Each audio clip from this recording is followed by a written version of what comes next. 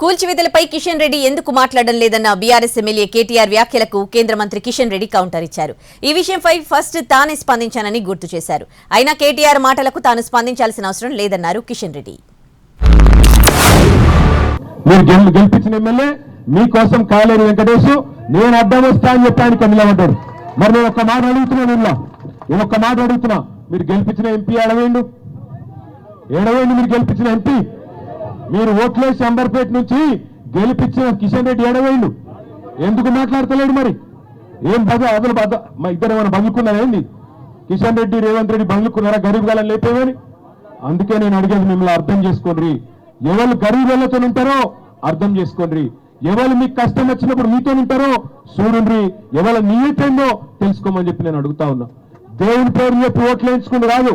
పేద ప్రజలే దేవుళ్ళు అనుకుంటే వాళ్ళకు కష్టం వచ్చినప్పుడు వాళ్ళ కోసం నిలబడే నాయకుడు తప్ప ఇవాళ దేవుని పేరు చెప్పుకొని ఓట్లు వేయించుకొని డబ్బల ఓట్లు వేయించుకొని పదవులలో కూర్చొని ప్రజలకు కష్టం వచ్చినప్పుడు తప్పించుకుపోయేటోడు నాయకుడు ఎట్లయితే అడుగుతున్న కిషన్ రెడ్డిని నేను అందరికంటే ముందు ప్రెస్ కాన్ఫరెన్స్ పెట్టింది నేను.